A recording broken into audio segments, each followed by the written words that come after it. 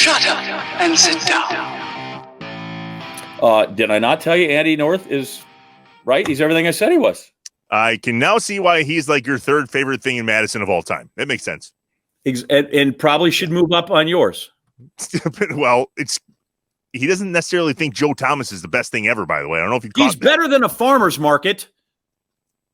Understood. Okay. All right. There's a story, by the way, that is also better than a farmer's market, and it might top the stories that you shared earlier, although that one with the fawn and the alligator, still ridiculous. That is nuts. This is a John, Wisconsin thing. There was a time when you spent some time on a golf course here in Green Bay, and you weren't golfing, J.A. And so I'm going to pin this on you. Hear what I did there? Pin this on you? Yeah. Tell us the story. Yeah, and I don't know that I should, because I don't know at 56 if I'm proud all the time of 18-year-old John Anderson. But since you've asked about it, and I told you about it, you said we got to share it. And I'm like, I don't know that we got to share it. But I'm reasonably sure that the statute of limitations on this should be over. In what was an innocent homecoming prank for me and some of my friends at Green Bay Southwest High. I'll try to keep most of their names out of it. So we're out zipping around, and while most people would, toilet paper houses, certainly a fun and, a nice prank, we decide we go pick up my buddy that lives over by Oneida Golf and Riding Club. So we drive down, we just think, let's zip through the parking lot. That'll be kind of fun. And then we see on their practice putting green, they don't just have little lift out flag, little cup holder. They've got legit flags there. And so now our minds start to work. I'm like, well, that would be all right. We're in my boy Pete's Volare Cruiser station wagon, kind of wood paneled thing. And so we, to use a caddy term, pull the pin on that one. And a couple there on that, and we might have gone onto the front nine and gotten a couple more. And so we have a fairly good number of these pins and put them in the back, and we go driving off. And our mission now is we're going to go plant them in teachers' front yards just to be fun. Hey, here you go. Come out in the morning. Why is it a golf flag, and why is it from Oneida Golf and Riding Club? So we plant a couple of them, and we plant one. We turn the lights off, park in, plant, after we plant this particular one. And now we drive away, and we're going to wherever, the next point of call is.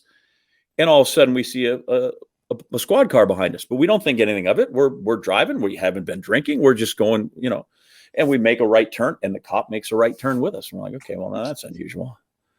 And so now he follows us again, and we're like, okay, now we're really, and we turn into 9th and Military, where there used to be a Pier 1, and the police officer goes in there too. So now we realize we've got issues. We're like, holy crap, we are busted. We are going to get thrown in jail. This has gone completely bad, and we are just flop sweats and terrified. And sure enough, boom, there go the bubblegum machine. The lights go on. Bubblegum machine up top. So we stop, we pull us out, we're there, officer sticks his head in, and now I'm in the back seat, not the back seat, but kind of the payload, right? There's the front seat, the back seat, and then the back of the station wagon, me and my buddy, and we're literally laying down, right, as long as we can to protect and cover up the flags, because we've really got like 3 or 4 of them sitting in there. And the cop goes, do you know why I pull you over? Right? They always ask you that question. And my friend Pete's like, I'll be honest, I have no idea. We weren't speeding, officer. Have you been drinking? No, sir. He goes, okay. So here's what I'd like you boys to do if you could. How about you turn the lights on your car when you go drive around?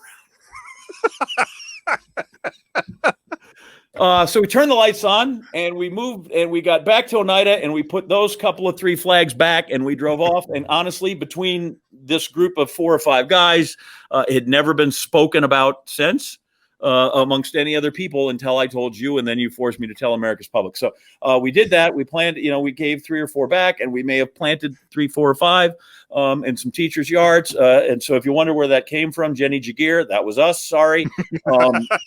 And now it's all out. And like I said, we just all but wet ourselves. Oh man. And but we lived to tell about it then, and we've lived to tell about it again. on Inside Wisconsin. I would not encourage my son to do that. I would be disappointed in him, as will my parents if they see this and now find that out, because my mother has no idea that happened. None. Oh, man, we are so thankful. All right. Yeah. Well, luckily she doesn't know how to use the interwebs or any of this other stuff. So, unless it's, to borrow from Andy, unless it shows up in the World Book or Britannica Encyclopedia, she's not going to know. John, I don't think that's the only prank story that you have for us. So until next time, man, I hope you're well. And all of you, thanks for watching. Don't forget to subscribe below and share this on your social channels. And don't get John in trouble, as you were, Wisconsin. Inside Wisconsin is brought to you by Bay Care Clinic. Shut up and sit down.